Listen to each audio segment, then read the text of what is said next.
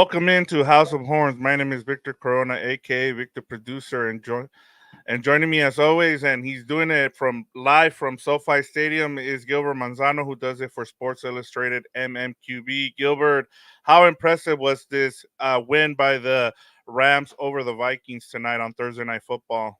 Yeah, that was pretty damn impressive here for the LA Rams. And as we tend to be a little negative, but when we get a little too negative, sometimes that's when the Rams surprise us the most. So the Rams had a surprising victory. But I gotta say, Victor, like we spent the whole week talking about Cooper Kupp trades, but I'm starting to think there was a bunch of mind games today. Puka Nacua playing and then playing a lot. People were laughing. I went on a radio show not too long ago, and I'm like, or before the game, and I'm like, they told me, hey, is Puka Nacua going to be a decoy? I'm like, I don't think so. Like, why would you risk a player who hasn't practiced and only been 2 days on the 21-day window activation if you don't feel confident? So I was Right. like, I told the people, hey, it was like a betting show. Like, take the over. I think Puka Nacua is going to go off. That's a secret. So I'll pat myself in the back for that. But my takeaway, it was just mind games. Trade reports saying that the Rams are shopping Cooper Kupp. I'll take a mini L because words matter, and shopping and listening are two different things. And Sean McVay Right. sounded pissed off, like, yeah, we're listening. People are calling us. We're not shopping the guy. We're not trying to trade him. People are calling us. All we could do is pick up the phone, and then for Right. them to pull out the whispers and say people are calling, that could have thrown off the Vikings. This is a team trying to wave the white flag. This is a team trying to trade Cooper Kupp, all bunch of mind games, and my hair looks so Mhm. crazy because it was all mind games, and the Vikings fell for it, and the Rams won and kept their season alive. And yeah, so much to break down from this game here. Yeah, there was a lot of things that were impressive in this game, Gilbert, as you talked about. I even had people texting me whether or not, if with Puka being active, whether or not, they thought he was going to be, he was going to be worth playing in this game as a fantasy owner. And I'm like, my only hesitation was the fact that Jordan Whittington was active and didn't play last week. But Puka's a whole different situation. It wasn't an MCL sprain, so that gave me hope here in terms of I told people play him at this point. I even have him in one of my leagues. So in terms of that was. But in terms of the game, Gilbert, offensively they were hitting on all cylinders in this game. They went 3 for 3 in the red zone, which was one of their bugaboos all season long. They scored 30 points for the first time this season, and it tells you how much they need those two guys. If those two guys are in the lineup, in Puka Nakua and Cooper Kupp, it makes such a big difference.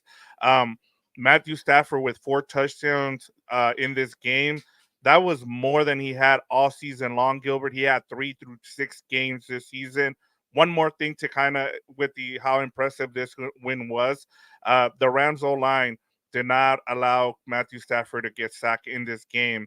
When he doesn't get sacked in his career, which happens 7 other times, he's 6-1. So I mean, really impressive stuff on both sides of the on the both sides of the line for the Rams on offense and defense.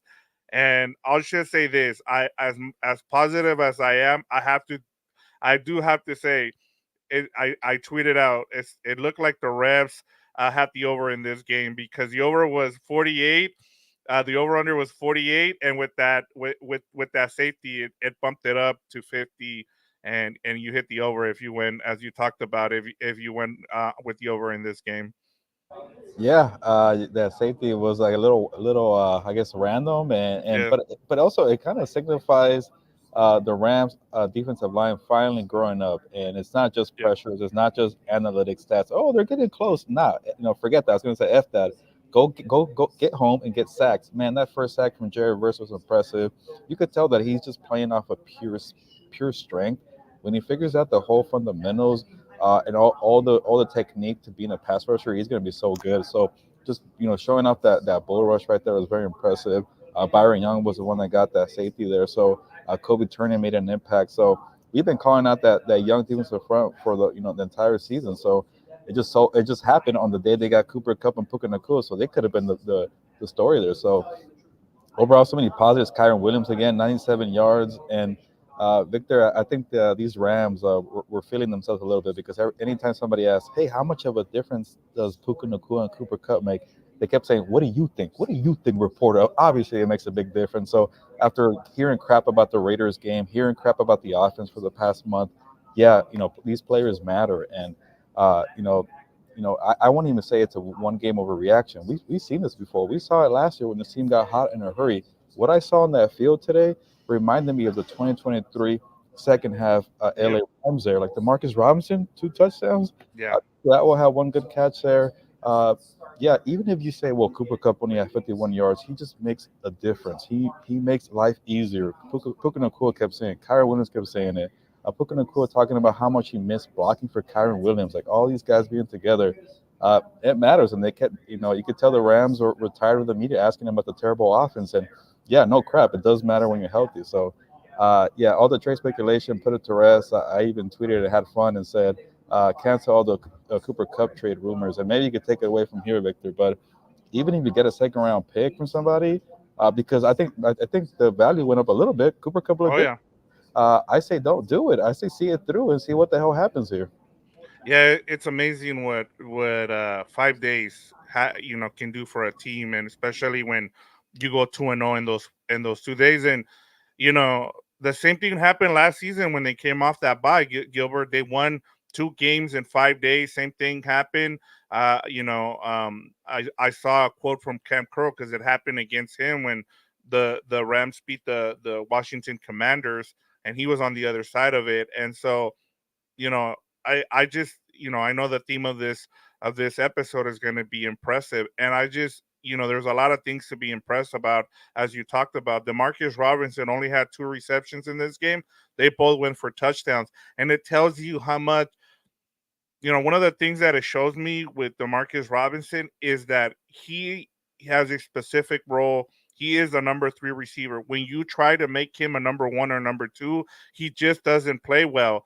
It kind of reminds me. I know I'm gonna kind of go baseball on you here, but it kind of reminds me of what you see with Kike Hernandez. It's like that guy might struggle for a lot of the season, but as soon as the playoffs come, like here in prime time, Demarcus Robinson shows up, and he did in a big way in this game. Yeah, sorry, I had to mute a little bit, but Yeah, yeah, no, I'm with you. Like, because it was my first time coming out of SoFi Stadium, and I think the last time I was here for a Rams game was a primetime game, and it felt like deja vu. I'm like, Demarcus Robinson getting yeah, all these touchdowns and great looks and a goal ball, and even the Marcus Robinson was like in the locker room, like, yeah, like Puka and Cooper Kupp make my life easier, but at some point it's like, well, I'm also a good player too. Like when those guys are there, I'm also a good player. That's why Matthew right. Stafford trusted him on that goal ball to make a play. That was a great throw and a great play by Demarcus Robinson. So you're spot on, Victor. He's not a number 1 or number 2. He's a reliable number 3. You see Tutu Atwell making a play. What happens when Jordan Whittington comes back? So uh, depth is a beautiful thing in football. You got to have it. Injuries Yep, do happen. Just unfortunate for the Rams. Injuries just really decimated that offense, and they didn't even have their full offensive line yet. So, now we hadn't even talked about it. Now you play Seattle for, I guess, mm-hmm, first place on the line. The Seahawks yep, still have an extra game because, uh, you know, who did the Seahawks play? They play the Bills. Who knows? And, yeah, maybe they might be with 4 losses there, but they have one game extra because they're on a bye week. But next week you play Seattle, so that's a big time game right there. And on the Vikings front, and to talk about the beginning, that game felt pretty long, or like the game changed so quickly. That first quarter, man, was electric. That was two offenses going toe to toe. That was Sean McVay and Kevin O'Connell. There was going to be no defense tonight.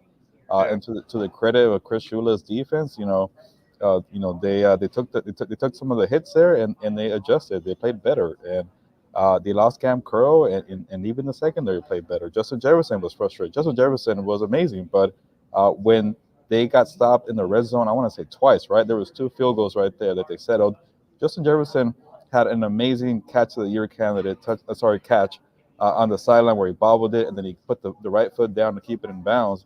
But they didn't finish that drive. He threw his helmet after that because he knew in that game, when you see yeah. Matthew Stafford dealing, you better go and complete that touchdown. So I think that's where that momentum shifted because they didn't get the touchdown. So, hey, we're trading field goals for touchdowns. Obviously that benefited the Rams offense right there. But again, Victor, I can't believe how this team looks so different compared to 5 days ago.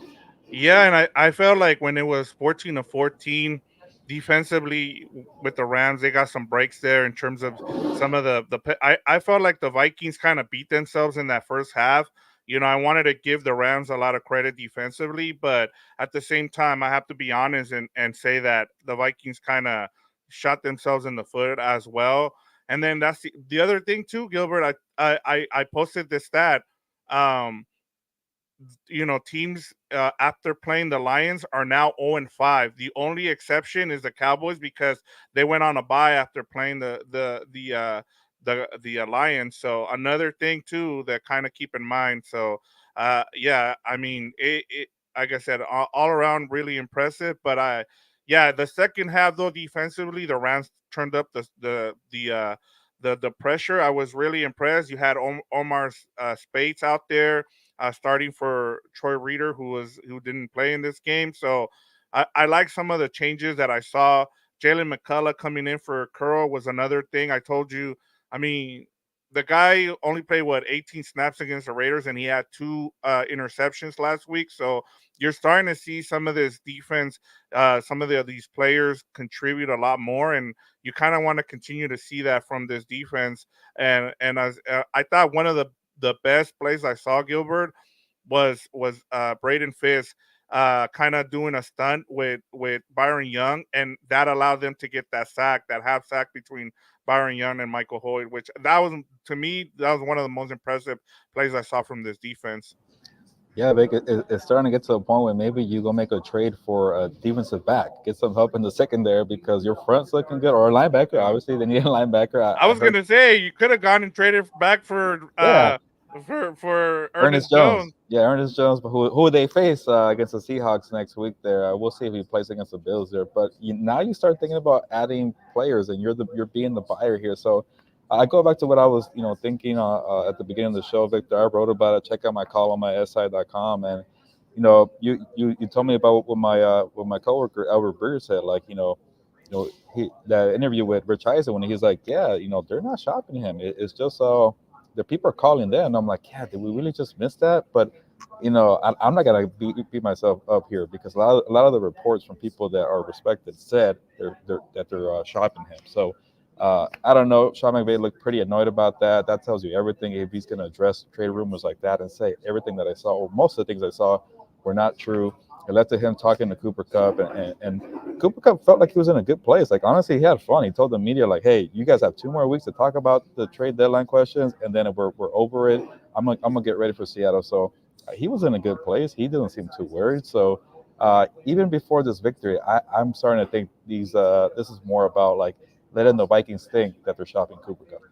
Yeah, and I mean, look, that's one of the things about Sean McVay. That's why it's hard for me to take him at face value whenever he makes comments. But yeah, he was pretty pissed in that post game. I was able to upload that clip that you shared on X about how upset he was, and it sounded like there was one reporter that he was not happy with about that report because he said those reports were not true. So I'm not gonna out that reporter, but yeah, it was and it happens honestly. Like, look, stuff like this gets leaked for a reason, Gilbert. We know how this works.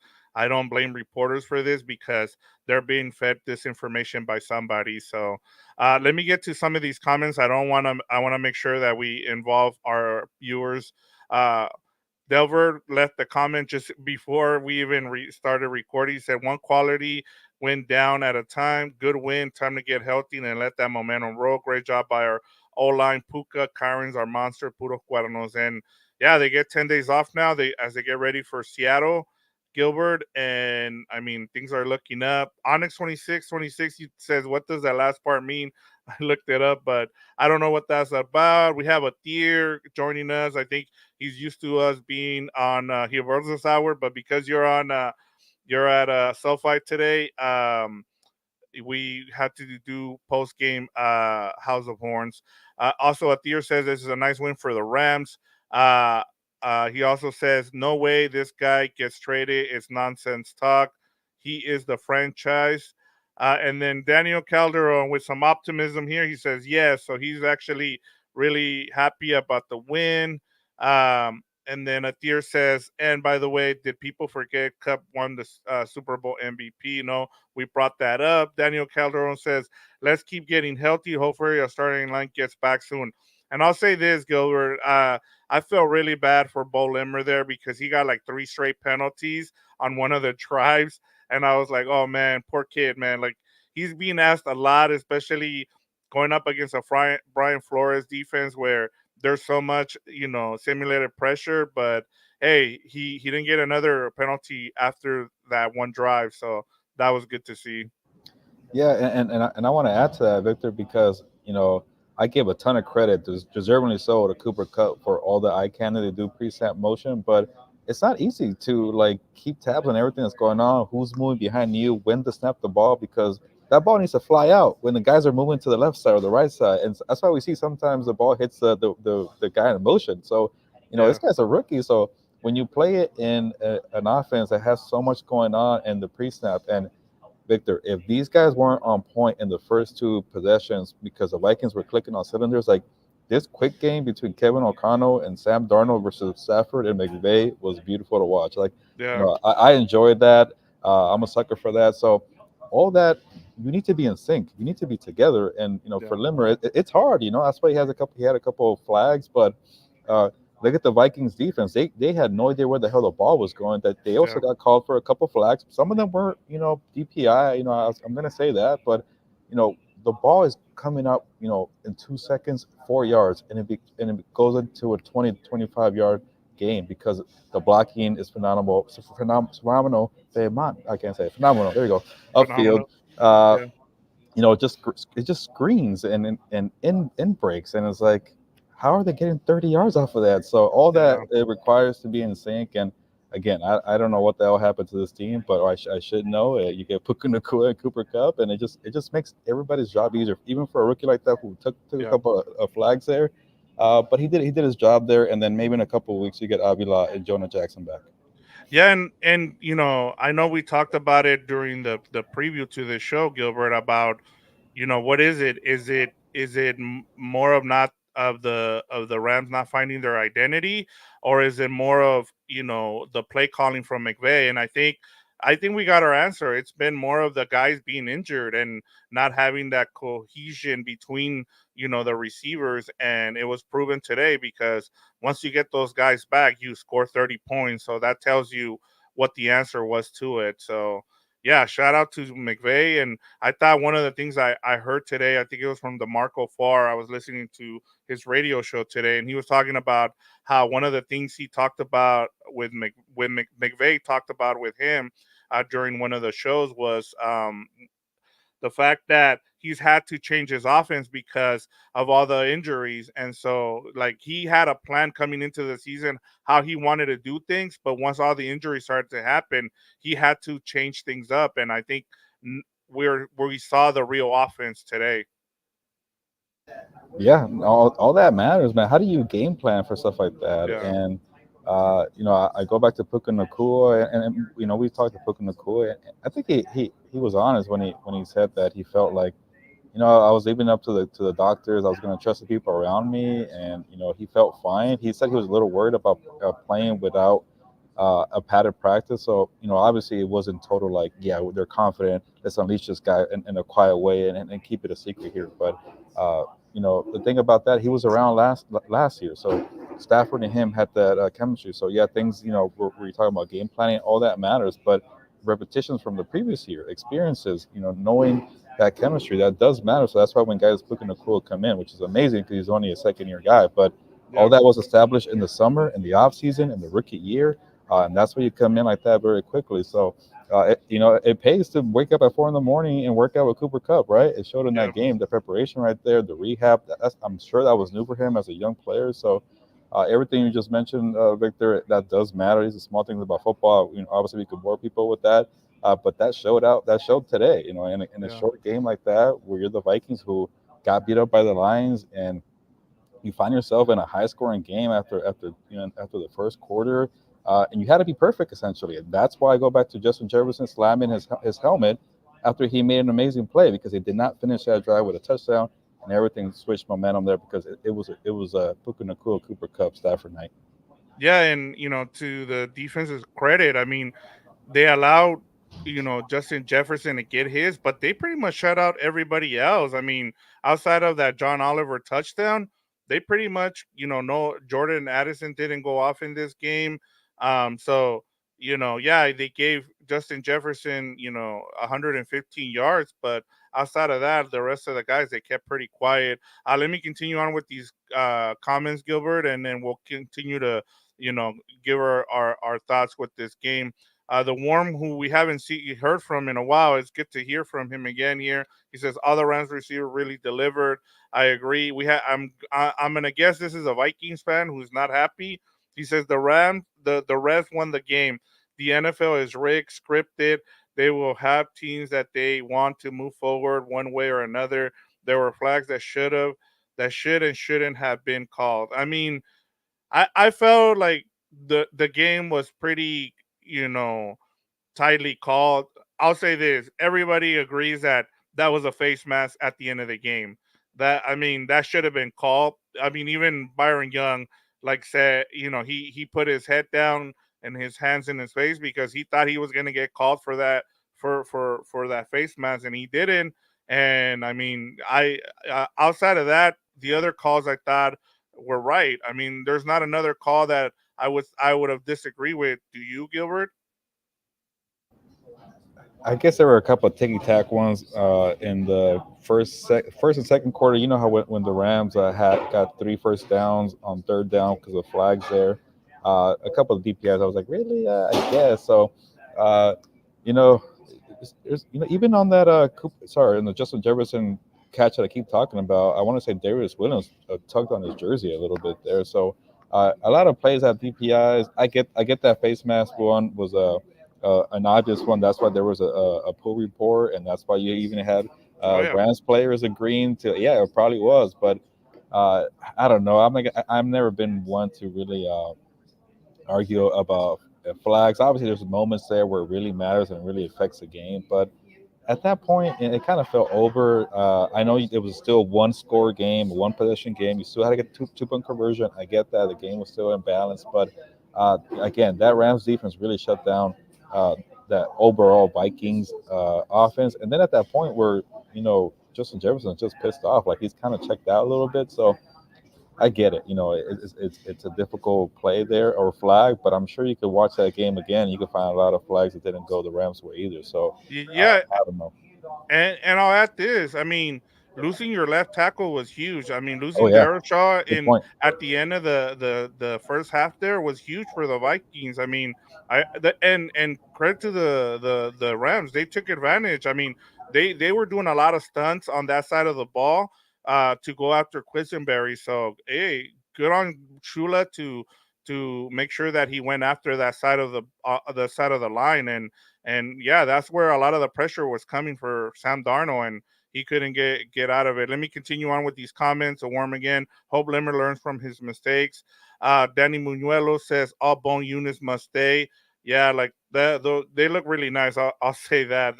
Those uniforms today. That was a nice uniform battle between the Vikings and the Rams.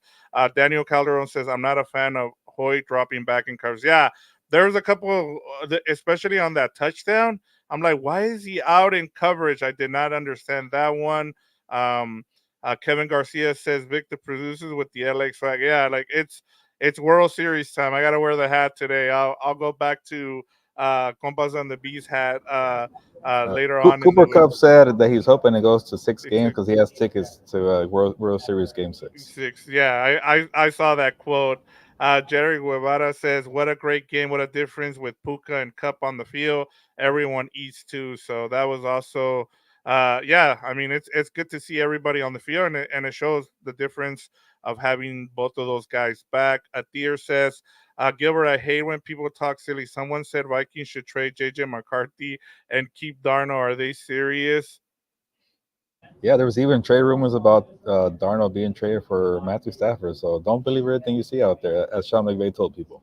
Yeah, Jerry says no sacks. O line did great. Yeah, I mean that was impressive. Honestly, that's been the theme of this episode today. The impressive win by the by the Rams, and everybody contributed to this win. Like That every was a good if defense. They held down. yeah, I mean, and no, this was the lowest pressure rate they'd had all season, the Vikings. So that tells you what a job they did. Onyx 26 said, "I figured it out." He was actually asking when he made the comment, it was about what Delbert had said. So that's why he said it took a few more minutes on Google, but he's in the house now, so that's awesome. We're glad you made it home. Jerry Guevara says, "Wait till Higby returns. Get ready." Yeah, that's another guy they really miss on this.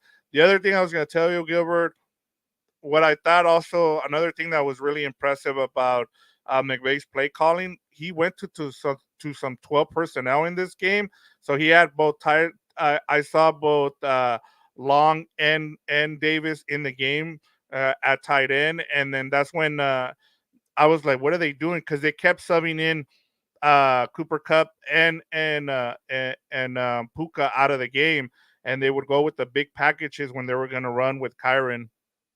Yeah, that's actually a good observation because I noticed that too, Victor. I'm like, oh, is this kind of like a game man or load management for two guys who just came back? And I'm like, these plays are actually working. Like with Yep. Robinson and Tutu on the field with the two tight ends and helping out Kyron Williams. So again, it goes to the depth and it goes to the rotation. And one thing that I go back to, I want to say it was Kevin O'Connell, and I think Kevin O'Connell was being asked about Sean McVay and what's the biggest thing that he learned from him, and it's like Yeah.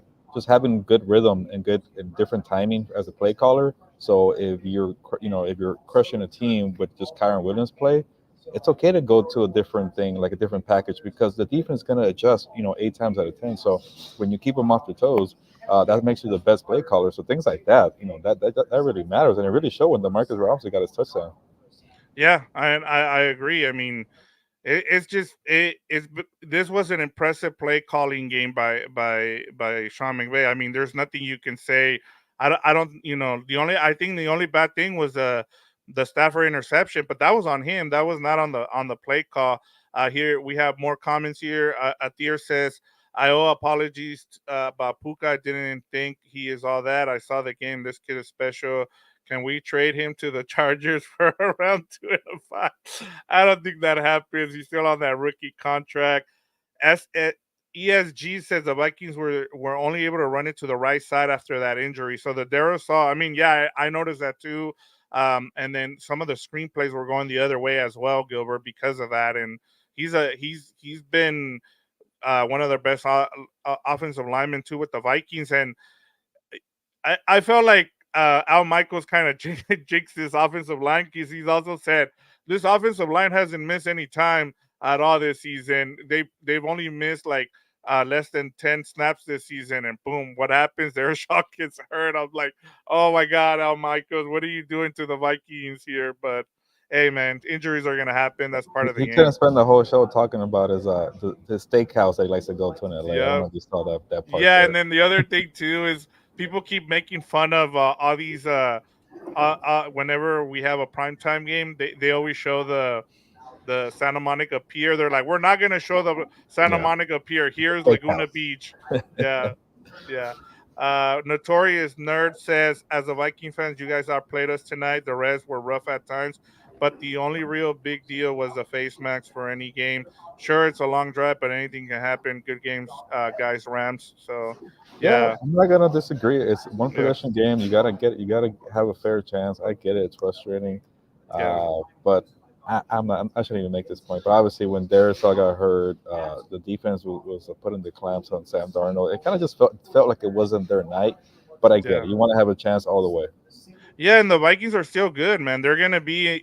I feel like they're gonna be a team to reckon with when the playoffs get. I don't think this, you know, this says anything bad about them. I mean, they played two tough teams in the Lions and now the Rams. The Rams, this is unfortunate for them because the Rams got healthy and they were able to show what they can do when they get healthy. And then to Notorious Nerd, he says they look dangerous when healthy. So, yeah, we agree with that. Yeah, there we go. Look at that. The Worm. Grab you guys Thank a you, sixer. Thank you. We thank you, really sir. appreciate you, Worm. That's awesome. We really appreciate that as always. Let me finish up these comments before we end the show here. Evan Hawks says, "Keep up the great work, fellas." Another guy we haven't heard from. I get Got it. you. Oh, Eh, people are eh, coming back. People are coming Even back. people are coming back. That's what happens, man. Like hey, I'm sure people were just tired of hearing all the negative stuff, and I'm glad that this team won, and it was an impressive win. So yes, Notorious Nurse says, oh God, yes, Al Michael does that all the time. So Yeah. there you go. Dever can hardly wait when we're all full strength when our varsity takes the field. Jerry World says also versus a Bees is gonna get better. Yeah, he was like as you talked about Gilbert, he was. I mean, he was just bull rushing tonight. It was impressive. Wait till he kind of figures it out. It's gonna be scary when he can add some other moves to it. Jinx stuff hard, yeah, exactly. And then ESG says, I can't wait for Jackson, Abilene, and Whittington to come back. Yeah, Whittington was inactive today with that shoulder injury, Gilbert. So but yeah, an impressive win, as we've said, Gilbert. Just give me your final thoughts on this win. What does this do for the Rams going forward now? What are we? I know we're in agreement with this, but does this starting to feel like what they did last season after their bye week? It really does. And, I want to say after the Seahawks, they might get the Dolphins. Obviously, you still got to go through the division one more time. And, they got that tiebreaker in the pocket there for the 49ers game. You beat the Seahawks, you get another tiebreaker. They don't have it with the Cardinals. But like I mentioned, like the one positive I kept saying, like even when it got ugly, like I'm not going to say I'm a positive person. I'm very Yeah, negative. Maybe that's why guys like Evan and the Worm don't come often because I'm very yeah. negative. But I kept saying, look at the standings, man. Like the Seahawks are not going to go anywhere. Let me give you the schedule here for the Yeah, next 5 games.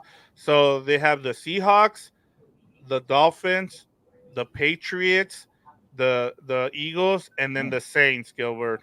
yeah. I guess the only one that I heard that could be very difficult is the Eagles, but even they're inconsistent too. So these are all Right. winnable games, and like we mentioned, they went 7 of 8 down the stretch, and last year it felt more. There was some more pressure there. Jerry, Oh thank you. damn, Jerry, Jerry, good, look at that. good stuff. I almost said the other word. Yeah, Jerry, good S. We really Yes. appreciate that. But yeah, like we saw it last year, and it felt like there was more pressure because it was later in the season. All this happened earlier in the season. The bye week was earlier, so you could easily, find yourself at 500. I guess next week if you beat Seattle. So, uh, obviously, if we're going bigger picture, I do worry about this team because NFC North is loaded. And to our friend from who was a Vikings fan, for some analysis for him, like that's a tough division. And they're done with the NFC North now. They went 1-3, Gilbert. Yeah, there you go. The Rams, that is. Yes. You know, they lost to the Packers. They lost to the Bears Lions and the and the Lions. Bears. Yeah, so that was a tough stretch. But uh, you know, I think they're in a good spot to make the playoffs. Now, when they make it, I don't know about that because, like I mentioned, you have to play the I think Vikings, the Lions, and the Packers again yes.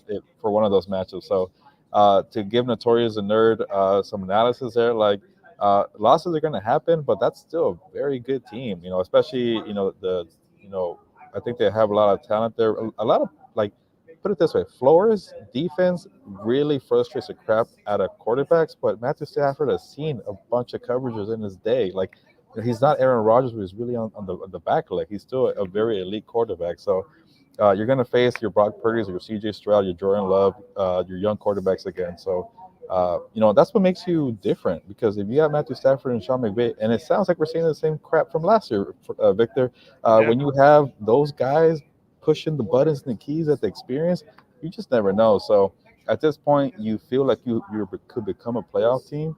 And if you get to the dance, you never know. Yeah, and I agree with you. I was just gonna say to kind of add to what you just said, and in terms of this team is, you know, I guess take it week by week, which is a cliche, but now that this division, Gilbert, is pretty much it's gonna get one winner. I feel like so you're gonna have to win the division, and it might take 9 or 10 wins to win this division. And and the way things are going in this division, you have to take those wins and the more wins that you can accumulate because a lot of this team the teams around in the NFC West haven't looked great so far and because the Rams have been hurt with all their players, the majority of their players being hurt, now they can make a move, and this is the time to do it, especially where this is where the schedule kind of softens up for you. And then we'll see how they do the latter part of the season. But as of right now, they're getting healthy at the right time. Last season they did it towards the end. Now, if you do it in the middle of the season, as you get healthier, it's gonna help things going forward, Gilbert. And I was really impressed with this game. I didn't expect Puka to play in this game, but it was a good surprise, and just to see him out there and seeing what this team can do when they have everybody together. I mean, they're going to be a team, especially with that defense continuing to get better. Kind of finding their identity. Yeah, it's a team that a lot of people. There was a reason why a lot of people picked this team to make the playoffs, and they're finally showing it. And yeah, I mean, it's going to be a team to be reckoned with. That's for sure. The rest of the season, if they can stay healthy. Yeah, and that's the biggest key. Like, I guess they've always had their offensive identity. It's just their players were hurt, and I think we forgot about that. We forgot about the long season, and I'll kick myself a little bit because I felt like when these Cooper Cup rumors came out, I'm like, man, are they going to wave the white flag? Why? The standings are so close, and Yeah, I fell a little bit into it, but we could end this. We could end it right here. But the way I started was mind games, man. All these mind games here, and I think the Rams. I don't know if they did it on purpose, but they didn't. They didn't go away from them. Like, hey, you think we're gonna wave the white flag? Go ahead and believe it, Vikings. You think we're not gonna play Puka? Go ahead and believe it. Uh, and I won't even call. I won't say name names, but there was a report too that apparently Puka's gonna be a decoy. But yeah, sure, yeah, whatever. yeah. And I mean, I think, with that, with what you just said too, Gilbert, I think, as we said, the theme of this episode post game show is just how impressive this was on all levels, Gilbert. Start from the offense to the defense to special teams. Even Ethan Evans with that nice punt towards the end zone there was really nice. So, shout out to everybody. I think everybody deserves. We usually do a 12-pack of beers. I think the whole team takes that this evening, Gilbert. I would assume you agree with that. And I just want to get to these last two comments here. The one says, time to celebrate those two wins in a row. Winning time is back. And Joaquin Matson says, what a nice win to wake up to. So, great win for the Rams. They're now 3-4. They're tied with the San Francisco 49ers. And now everybody, yeah, I'm sure in the Rams fan space is going to root for the Bills on Sunday, which gets them closer to first place. So a nice win over a good team here, and now you get healthy for 10 days, and we will be back to preview the matchup between the Seahawks. You get a nice weekend. Enjoy your baseball if you live here in LA. If you're a Dodger fan, and yeah, we'll be back for on Wednesday to preview the matchup between the Rams and the Seahawks. Yeah, Joe Kim, good morning to you, and enjoy the victory. And to everybody else, good night. I'm pretty tired here after a long Yeah. day. It was a good game. It was good to be back at the stadium for a pretty entertaining game here with two very good teams, the Vikings and the Rams. It felt like a big game feel, even though it kind of was like, really, they're 2-4. Well, they're 3-4, and they're coming up there. So, time to get going. On that note, y nos vamos, pues.